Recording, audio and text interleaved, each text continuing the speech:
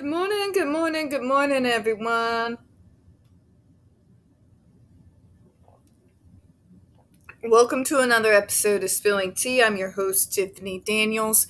We're going to that horrible world known as the JRC, but before we do, the usual disclaimers, and we'll crack into real life. So I'm coming to you Monday because I took today off in anticipation of going to Whitewater yesterday with my mom, but unfortunately Grant had to briefly go to the hospital. Turns out nothing's wrong. She's completely fine, but we ended up going to lunch anyways. So, fun thing.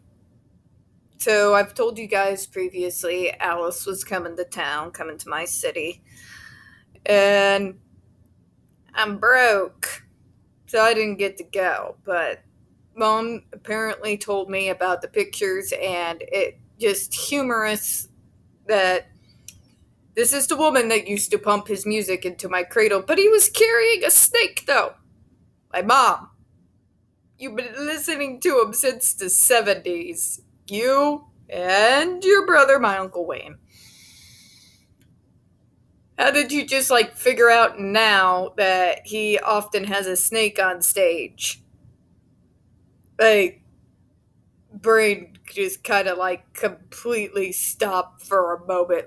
Mom, you used to play Schools Out in my formative years on the stereo all the time. What in the world? So apparently he was in town, there were pictures taken, and Mommy got freaked out over a snake. Yeah. Entertaining times, right? Okay, I'm not going to go into what I saw on my Twitter feed yesterday because it's not going to be anything I haven't already said. The whole Netflix documentary, oh, we must apologize to AH. I've said all I'm going to say on that. The only thing I guess that I will add is I will never, ever, ever, ever, hear me on this, ever apologize to that narcissistic, ableist piece of flaming human garbage. Ever. Ever. Ever. I am not sorry. Okay? Not sorry. Nor am I sorry that I did what I had to do when she decided to come after the rest of my community by that ableist piece of flaming garbage that is her Into the Fire. I am very glad I got the information that I did, and I made sure to get it out to the neurodiverse community. Am I surprised major media did not pick it up, in spite of the fact that we were already well into 2022 planning on boycotting local theaters? Not even the smallest, because some things have nothing to do with the trial and everything to do with how she is trying to malign my community. And due to such efforts on our part, the movie went nowhere. So don't mess with the neurodivergent community. Okay? We don't care about your personal life. But when you come for us, we come for you. It's got nothing to do with the trial. Alright? I'm not sorry. I will never apologize. And I'm going to keep advocating for my own. And I will never, ever, regardless of who they are, famous, kind of famous, or not famous at all, going to back my own. And it's going to be a cold day in hell before I would ever turn my back on any of them, no matter what the media tries to tell me to do. Alright? We good? Good, because I'm tired of having the conversation. I'm tired of talking about Miss Thing. The only thing we do by continuously putting her name out there is perpetuating this circle of insanity, this insane, bizarre, violent circle jerk that the media wants to keep us in. Okay? I'm going to focus on the fact that he's a part of a Charlie Chaplin documentary. Okay? Good. Good, because I'm tired of talking about it. Alright, in the description box, you're going to find the link to the article that the Judge Rotenberg Educational Center doesn't want you to read. It's written by NeuroClastic, a small non-for-profit started by autistics for autistics, wherein they interviewed and surveyed over 900 ABA professionals in regards to the JRC's so-called behavior modification program. Matter of fact, the JRC doesn't want you to read this article so much. They've threatened NeuroClastic with a defamation lawsuit if they did not remove it from the website. Well, folks, NeuroClastic has refused, so you know the drill. Please read that article and share it on all your social media. Also included in there is NeuroClastic's public statement regards to the defamation lawsuit threat, as well as a link to their GoFundMe. We are crowdfunding in case the JRC actually sees through with their threat. Also included in there, the Ozarks' first article in regards to Agape boarding school, now known as Stone for Help boarding school situation, a so-called Christian-themed boarding school based out of Stockton, Missouri that takes in so-called troubled male teens, that has impending over 21 civil lawsuits, claims, and allegations leveled against it, all which have been substantiated by the Missouri Department of Social Services, and they include the following: sodomy, rape, sexual assault, child abuse, psychological and emotional abuse, child trafficking, starvation, and that's just for starters. You have one former staff member arrested by the FBI, another a doctor still on the premises with full access to the boys, up on multiple, again, substantiated claims of sodomy, rape, and sexual assault of the boys there.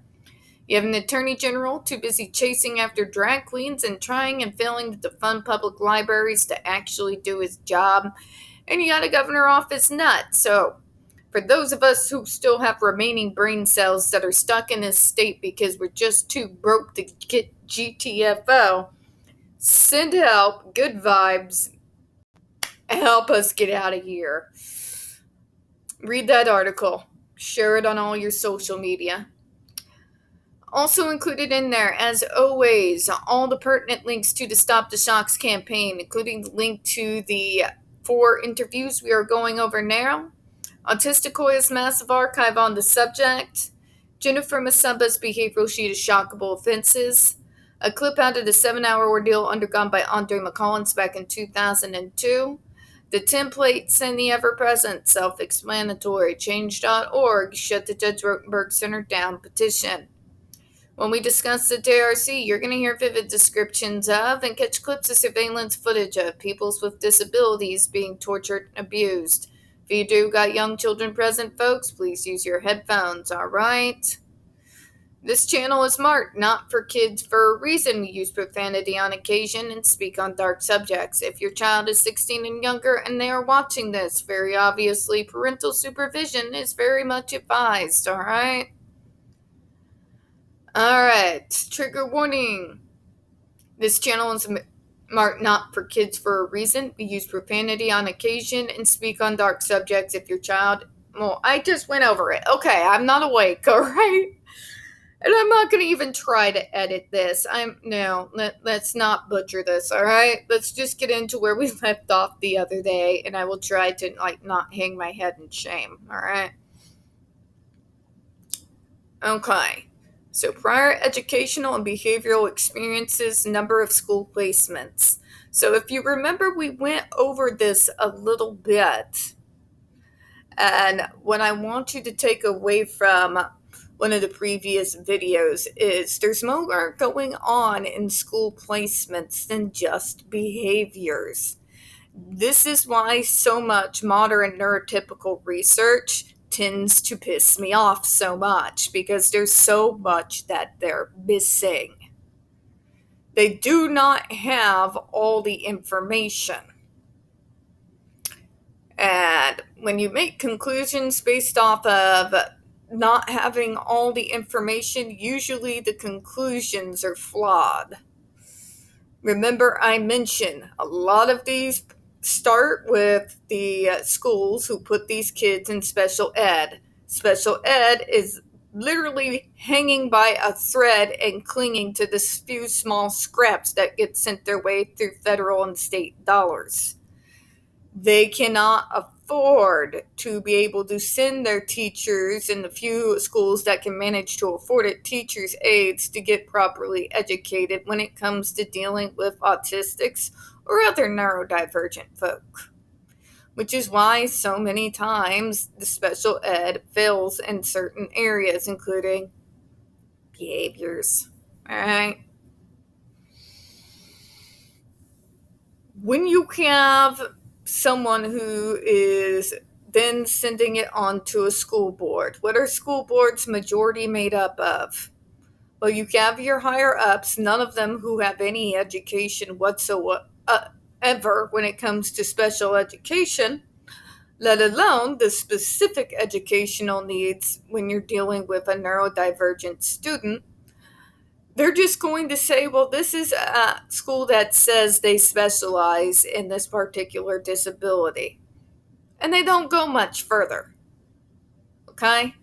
They don't go much further. They don't dig deeper. They don't actually really have the time to scrutinize the programs that these kids get sent to.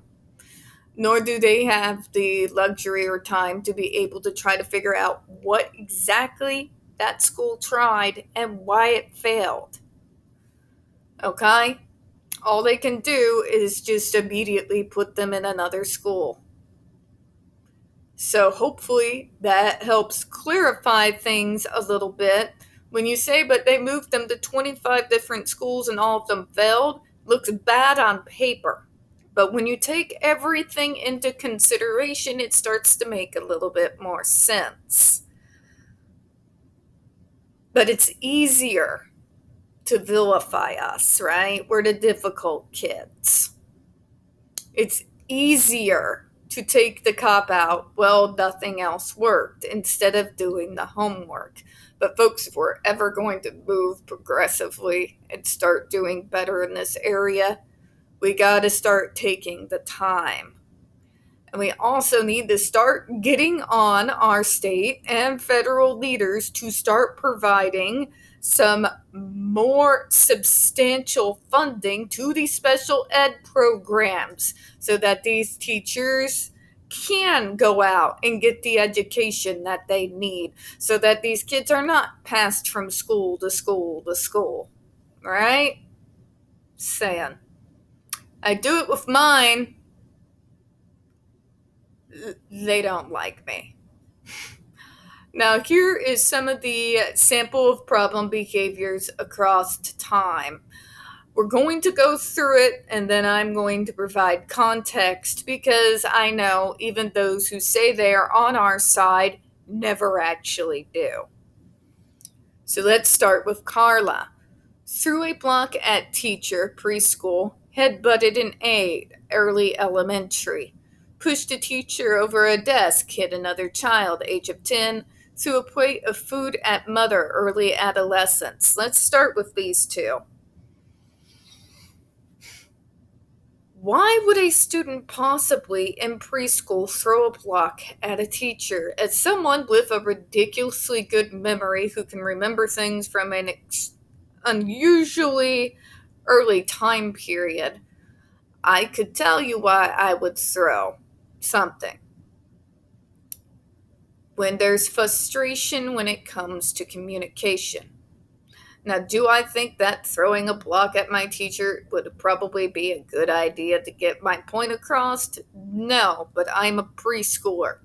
It's your job as a teacher to react as calmly as humanly possible and start delving in. Now, am I saying that this behavior should be ignored? No, I'm not. I'm also saying that the answer is not to demonize the kid either. You need to teach the kid to not throw the block, but you also need to get to the bottom as to why the kid through the block instead of writing it off as problem behavior. Okay? Headbutting an aide early elementary. Again, they do this. They paint us as violent. For God's sakes, if you haven't watched JD versus AH, they did the same thing to him. Without context, it looks horrible. Within context, it begins to make more sense. They only note the behaviors, they never note the why. Because most of these folks don't care why. They don't want to do the work. They don't want to think about maybe that aide was doing something to perhaps provoke that type of behavior from the child. Schools, particularly public schools, are very, very ableist places. It is hostile towards people like me, okay? Extremely so. Particularly if you are not doing things in a, what they call, normal manner. Aides get frustrated with us.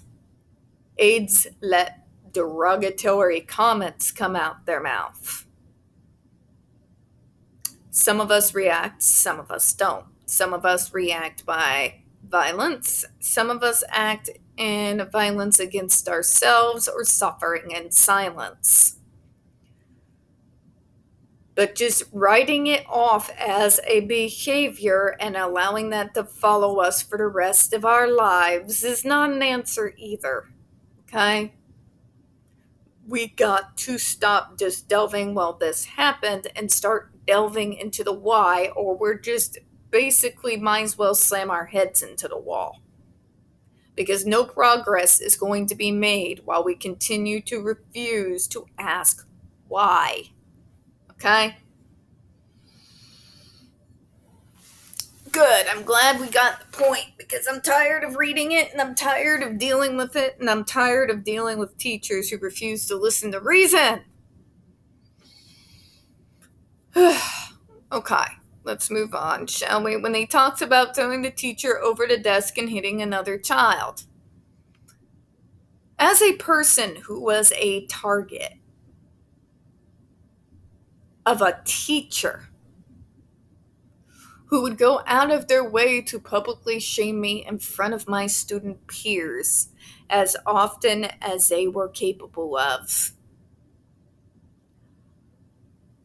The only thing that kept me from throwing that teacher over a desk was my hyper-awareness of my physical size, and at that time period, I had no muscle mass to speak of. Okay? Just putting it out there. To a plate of food at the mother. Is anybody considering that this might be a reaction to sensory? When it comes to food, and this is noted with most autistics, we got issues, okay, folks? We have sensory issues. There's a reason why if you got an autistic kid and they ask for McNuggets 24/7, well, the reason why that they're doing it, okay? There are certain foods that when we are forced to eat them, be it due to texture or what have you, cause us extreme, and I can't emphasize the word extreme enough, discomfort. Okay? There are some foods that cause such sensory issues that before it even enters my mouth, just by smell, I have to go and vomit. Alright? Thinking in particular of chocolate pudding.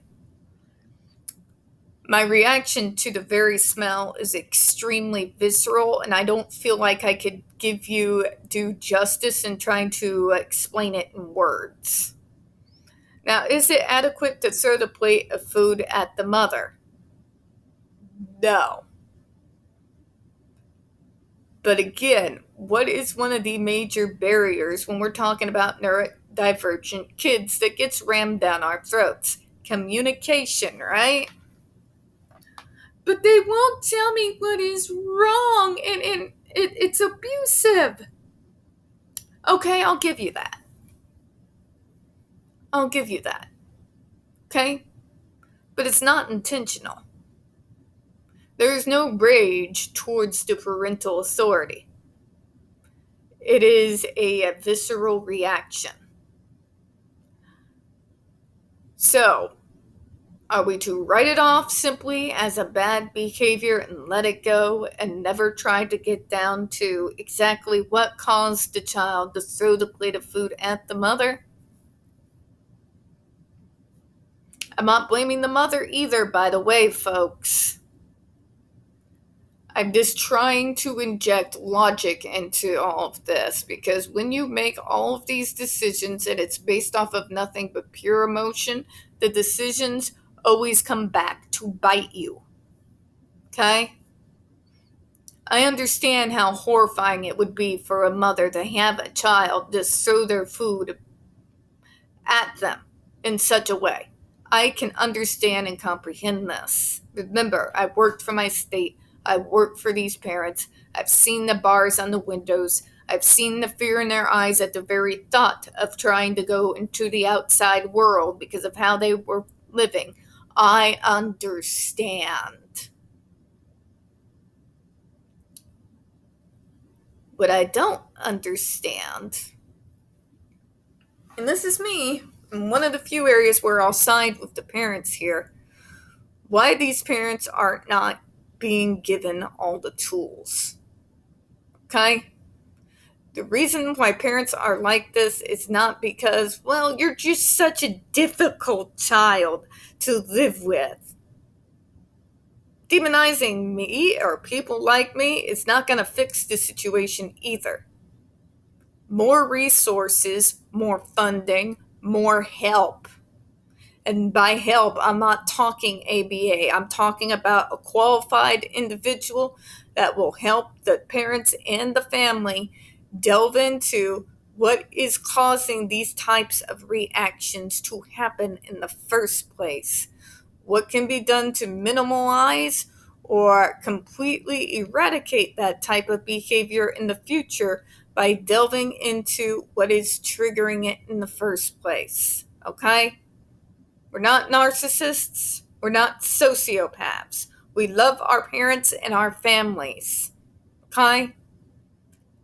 A lot of these reactions that we have is not because we hate you, it's because this is a result of being triggered. If we don't stigmatize people reacting to PTSD, we need to stop stigmatizing people with neurodiverse traits, neurodivergence, for reacting within our neurology when something triggers us. And instead, like we do with PTSD, delve in and find the tools and the treatments necessary to deal with what's causing the behavior, so that when the root cause is taken care of, you see where I'm going with this, right? Let's move on. Self-injurious behavior, SIB, put arm through drywall, smash tan and mirror, hitting family, hit student, knock over trash can. Okay, speaking as someone who's done a few of these things, I can try to take you inside my mind. I cannot take you into the mind of every other neurodivergent, but for someone who has put her fist through her own TV, someone who has thrown her couch into a wall, someone who used her little boogie board that I used to have in the 90s through a wood door. Can I tell you when I used to slam that brush into my head, I've told you about this, as hard as I could with both hands until I bled. So what would cause us to do such things? Like, where is your head at, Tiff, when these things, when you're doing these things? This is why context is important. These type of self-injurious behaviors, at least in my case, did not fly out of nowhere.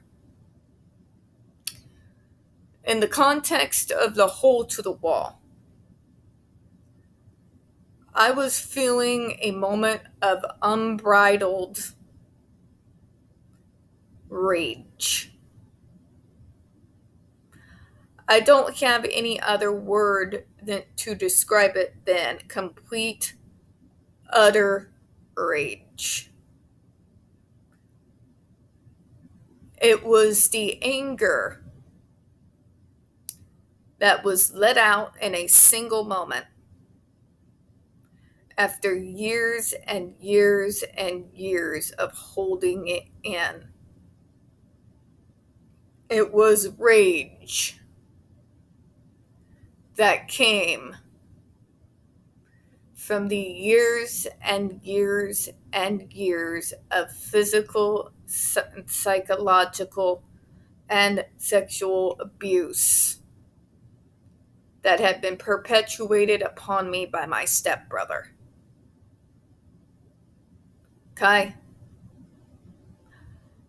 This is why I tell you masking on end is dangerous. Well, part of my mask was to hide what was going on and what was happening to me, because I was certain that if I told anyone, that he was going to kill me. Okay? So what did I do? I masked, and I masked, and I masked, and I masked. And all through those years, while I masked and hid what was going on from my mom and my stepdad, the rage, the anger in response to what had happened to me over several years built and built and built and built. And you can only mask away that much anger, that much pain for so long. When you cannot hold it anymore, it explodes. When it does explode, when you go into meltdown, when the last thing happens that breaks the camel's back, or however you want to do that phrase. Yeah. So I put a hole through the wall. Okay? That was a culmination of being autistic, atop of post-traumatic stress disorder, on top of having a survivor's reaction to having been triggered. Okay? The hole through my wooden door, that was also an expression of that same type of rage, and it was towards the individual who was still, at the time period, this is actually one of my earliest acts of violence towards something that wasn't myself. I had had it. Okay? He pushed me too far. For too long. And I snapped. I snapped so hard that it took all three of my siblings, including the stepbrother who did those things to me, to corral me into my bedroom and tried to barricade the door. And I had my plastic boogie board that I used to use at the pool all the time. I remember grabbing it. I remember the first time I slammed it into the door. I don't remember much of what happened afterwards. But I do remember that there was that hole in the door from where I had slammed this little plastic toy into the door repeatedly to try to get at him. Okay? So, that's one of the areas. The couch throwing incident and my fist through the TV happened in the same space of time. And if anyone wants to know, this is why I relate so much with JD in that TMZ video and why I am so angry with how they perpetuated that as somehow evidence of abuse. That happened the night after I came home from work, and on my answering machine, yes, I had an answering machine, I'm old, I learned that my dad had died. And I was very numb for several hours. And then I was overwhelmed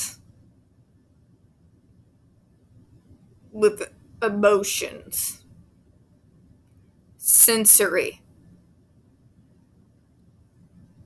Everything hit at once. And when neurodivergents are overwhelmed,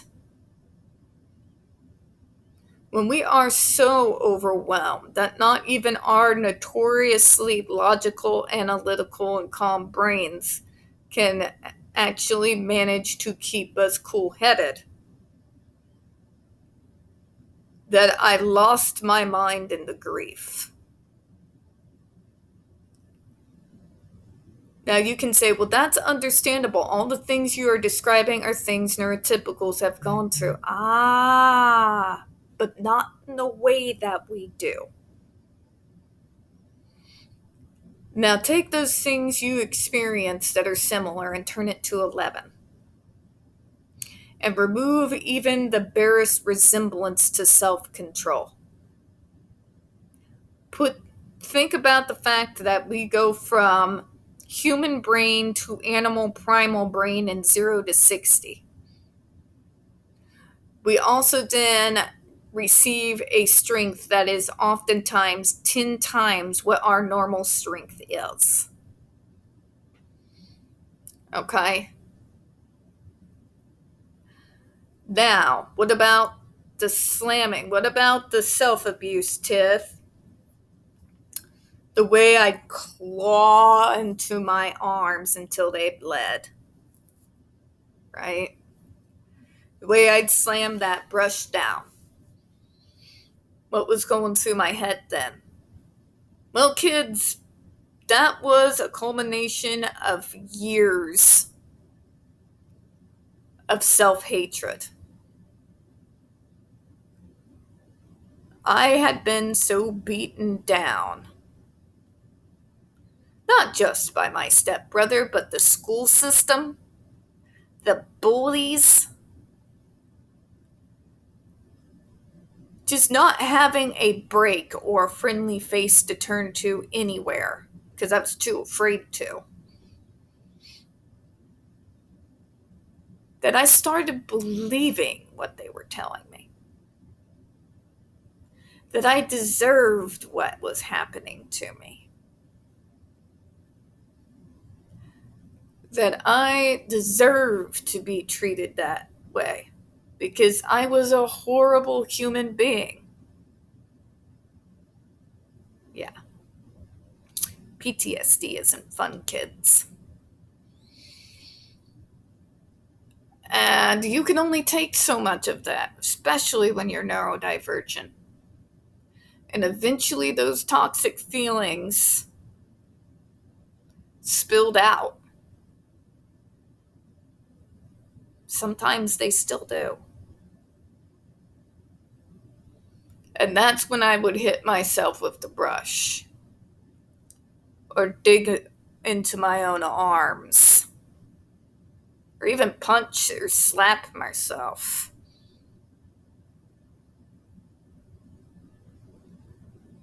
Yeah. Fun, right? This is what I mean by extremes. You may experience these things to an extent, but you do not experience them to the extent or in the same way that we do. Okay? This is why I continuously tell you that these behaviors do not come out of nowhere. This is why I tell you, if you just sit there and focus on the behavior and that's all she wrote and then you write it off, you're not really doing anything. There's no progression. There's no dealing with the triggering events that can at least bring these types of behaviors down to a base level where we can function. They never go away completely. There are times, particularly on very bad days on the phone, where I'll have what I call mini meltdowns, and I will punch or hit myself in the face. Believe this is what I deserve, okay? But it has been brought down to a minimum point so that I am able to work, provide for myself, and function. Because I got the mental health help, okay? Let's go ahead and finish this up, and it's probably going to make the video a little bit longer than I anticipated. His paraprofessional in face, age 14, scratched age of 15. So you see what I'm saying here. They're listing the behaviors. This is what they do. I've had it done to me. It took till I got out from under and was out of high school before anyone started delving into the why. If you don't delve into the why, this is how kids get put in numerous different schools because no one is interacting with this kid who has the first clue. I'm sorry, they don't. Okay? They don't. Because they're passing the buck.